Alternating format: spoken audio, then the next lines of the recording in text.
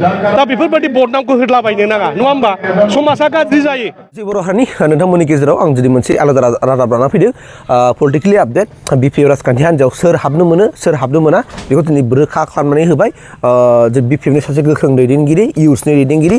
प्रहलाद आदाया दिनै स्पष्ट बुंना होदों जे बिपिएफ राजखान्थि हान्जायाव इउपिपिएलनिफ्राय सोर सोर फैनो हायो आरो सोर सोर फैनो हाया बिथाङा थख' फोरमायना होदों स' फैदो अब्ला नोंथांमोननि गेजेराव आं दिनै खिन्थानो होनोसै जे गमामायैनो सोर हाबनो मोनो आरो सोर हाबनो मोना भिडिअखौ नायगिरदो फैथों न'नि मानसिया न'आव फैनायावलाय माथो जानो बिथाङा मोनसे समाव भुल सिद्धान्त लादोंमोन जों खावलायदोंमोन बिथांमोनखौ थांनो नाङा मानो नाङा बिपिएफ सरकार फैखागोन नाथाय बिथाङा मा सानदोंमोन बुजिनो मोनाखै बिथाङा माने पलिटिकेल इकुवेसन खालामनाय बे सिम्प्लिफिकेसन खालामनाय एल जाब्रा अंकआव एसे फेल जालांदों नङा होमबा दा बिथाङा बेखौ माने मा होनो बेखौ रिमिडियेल क्लास लाहैबाय खोमा नङा होमबा जेरेखम दा एसएससियाव रिमिडियेल क्लास होयो दा बे रिमिडियेल क्लासाव बिथाङा पास जानानै फैफिनबाय आरो मालाय दा न'नि दाउ न'आव फैफिननाया बेखौ माने बिथांखौ जे माबा बुंनांगौ मानांगौ बाथ्रा गैया फैजोबथों बयबो फैथों नङा होमबा रोनगोरा फैथों दावबायसा फैथों उरखावगोरा फैथों खालि प्रमद बर'ल' दा फैथों जोंनाव नङा होमबा बे मानसिया बारा थिग नङा जाथिखौ फाननानै जाग्रा बियो माने जाथिखौ धंख' खालामग्रा बड'लेण्ड रायजोखौ नाङा होनग्रा जोंनि एनडिपिफोरखौ जालाय जाखाय खालामग्रा जेलाव माखासे बाहेरायाव माखासे केस जोबा रन्जन दैमारिखौ जेलाव दोनग्रा बेबादि जोलैनि हांगार प्रमद बर'खौल' जों जोंनि पार्टियाव लानाय नङा समस्थियावहाय जेरैबायदि खोथा होदोंमोन मोनबा आसनि होनायफोरनि दिनैबो 6 नम्बर होनाय जाबाय सार मा फोरमायगोन बयनिबो नायगिरि बिथांमोननिसिम साबायखर जासिदों दिनै जोङो थांनाय बिसायख'थियाव जेखौ रायजोफोरनि सिगाङाव रादाय होबोदोंमोन मोनबा गेरेन्टि सरकार फैबा जोङो हानि फाट्टा होगोन सेंग्रा सिख्लाफोरनो राङारि अनसुंथाइ होगोन जाहाथे बिजनेस मावनानै जानो हायो आरो सेल्फ हेल्प ग्रुपनो जोङो राङारि अनसुंथाइ होनो होनदोंमोन जाहाथे बिथांमोना गावनि आथिङाव गसंनो हायो आरो जोंनि माबाफोरनो बिकलांगफोरनो राङारि अनसुंथाइ होनाय सिनियर सिटिजेनफोरनो जायफ्रा 60 बोसोर बारबाय बिथांमोननोबो जोङो राङारि अनसुंथाइ होनायनि बाथ्रा दंमोन बे मोनबा गेरेन्टि बे मोनबा गेरेन्टिनि ceremonial distribution of cheques and land pattas बेखौ जोङो खालामबोयै दिनै गसाइगाव जिल्लायाव जोबसिगोन बेनि उनाव 1 बाजियाव जोङो सराइबिल समस्थियाव थांगोन आरो गसाइगाव पार्टि डिस्ट्रिक्ट हिसाबै दिनै जोबस्रांगोन खोब गोजोननाय मोनदों आरो जोंनि रायजो राजाफ्राबो जायफ्रा लिस्टआव हाबजादों बिथांमोना फैजोब्बाय चेक लानो आरो बेल' नङा जों इयुनावबो होलांबाय थागोन बेयो मोनसे जोंनि फ्लेगशिप स्किम बेयो 5 बोसोराव सोलिबाय थागोन आरो 5 बोसोरनि उनाव बिपिएफआ सरकार फैबा बे थाबाय थागोन दा बेवहाय माने गुनो गोथो गैया रायजोनो जे खोथा होदों बेखौ जों लाखिदों ससियेल मिडियायावहाय नुनो मोनबाय थादों न'खरसेयावहाय 2 लाखनि आबाद मोननाय आरो आइबिस बिपिएफनिया एसे बेले बेजे बुंग्राफ्रा गोबां बुंगोन जायफ्रा माने कुवालिटि थायो दिनै माबा थायो केपासिटि थायो बे मोनहैगोनबो जेरेखम दा एद्रि फरिखायाव न'खरसेयावनो 7 गाहाम मोनदों नङा होमबा नुवाखै होमबा टेट फरिखायाव न'खरसेयाव 7 गाहाम पास जाद्लाबायदों बिसिबो फिसायबो पास जादों सोरबा बिहामजोआबो पास जादों नङा होमबा दा बेफोर जागोन जायफ्रा माने स्किल सार्टिफिकेट होनो हादों बिसोर मोनगोन जायफ्रा माने प्रजज्य बेफोर मोनगोन जायनि न'खराव सानैबो लेंग्रा लेंग्रि फिसा दंबा बिमायाबो मेगन मोजां नङा फिसायाबो माने आथिङा मोजां नङा बेलाय न'खरसेयाव सानैयाव मोनखागोन नङा होमबा जायनि न'खराव रावबो हेन्डिकेप गैया बोरै हेन्डिकेपनिखौ मोननांगौ ओमफ्राय सोरहाबा जेनेबा न'खरसेयाव 60 बोसोर सानाय बोराय बुरियानो गैया बे न'खरसेयाव दङ बोरायबो बुरिबो 60 बोसोरनि बारबाय थैथारसै ओरैबादि थाबायनो हायो बिसिनायाव थानाय बे न'खरसेया मोनहैगोन इयुथनाबो बिदिनो जागोन MA BA पास जानाय सोरहाबा इन्जिनियारिं पास जानानै ओरैनो दङ सोरहाबा माने फिटारनि माबा ITI पास जानानै ओरैनो दङ दा बेलाय मोनहैखागोन ना बेवहायलाय मा राजनिति खालामनो नागिरदों बे जाबाय UPPLनि माखासे मानसिफोर BPFनि इमेजखौ नस्थ' खालामनो नागिरनाय जेबो खामानि गैया बिथांमोना पार्टियानो गैखाला दा बे माने सैमा भाद्र मासनि रोनावनाय बादि आरोखि बे दा बे आरोखि सैमा फाग्लाया माने बे मैदेर थाबायबा माने खनायाव थाखोमानानै खोंख्राव हरलाबायनाय बादि जेबो गैला दिनै खुनु बिर'धि दल गैला जोबस्रांबाय आरो दिनै खौरां फैगासिनो दं खाम्फाबो मैया रिजाइनेसन होबाय आरो खोनाबाय थादों दावबायसायाबो होनो थांगासिनो दङ आरो रोनगोरा नार्जारियाबो फैबाय थानाय रायजो सभा इलेक्सनाव केन्डिडेट मोनोबा UPPL गारनायनि खोथा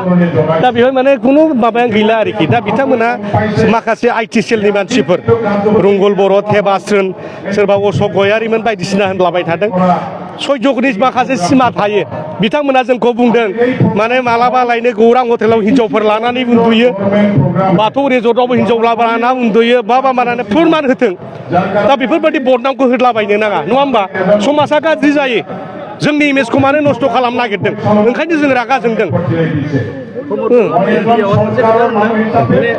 पास बोसोराव बिराद सान्थि जाबोदों BPF सरकार दानाय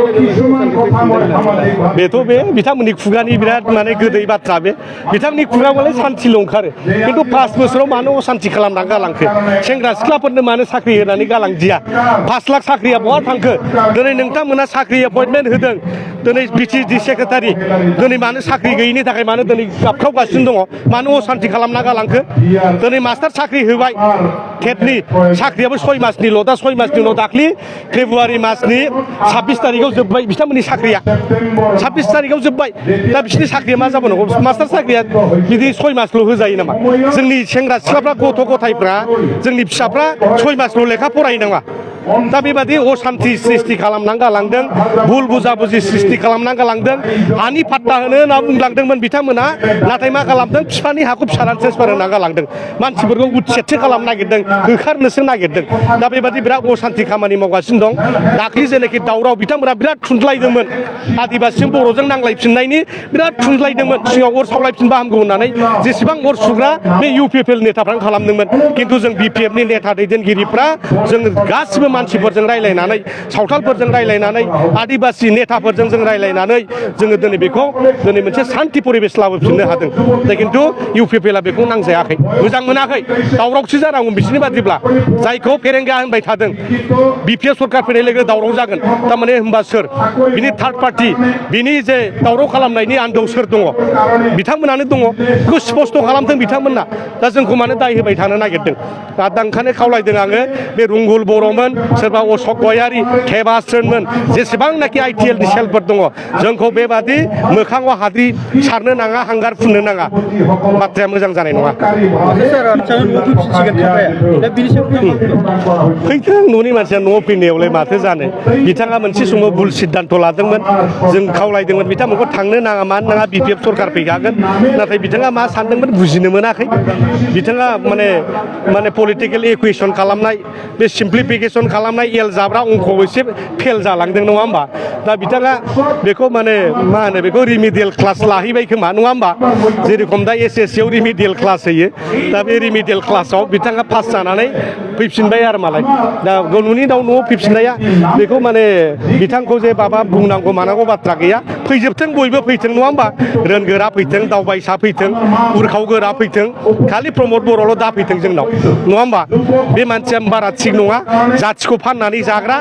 बियो माने जाथिखौ धंख' खालामग्रा बड'लेण्ड रायजोखौ नाङा होनग्रा जोंनि NDPफोरखौ जालाय जाखाय खालामग्रा जेलाव माखासे बायहेरायाव माखासे केस जोबा रन्जन दैमारिखौ जेलाव दोनग्रा बेबादि जोलैनि हांगार प्रमद बर'खौल' जों जोंनि पार्टियाव लानाय नङा स' फाइनालि नोंथांमोना नुखाबाय प्रहलाद आदाया माने रोखा खालामनानै होबाय अन्यथा गुबुन गुबुन माने सोरबा MCLAफोर दङब्ला बिथांमोना फैनो हासिगोन आरो सोरबा उरखावगोरा ब्रह्म सार दंबाबो फैनो हासिगोन बा बिदिनो गुबुन गासिबो फैनो हाजोबगोन BPF राजखान्थि हान्जायाव थानानै खौसेयै माने खामानि मावनो हागोन खिन्थु प्रमद बर'आ फैनो मोननाय नङा बेखौ स्पस्ट खालामनानै होबाय प्रहलाद आदाया दा बे मोनसे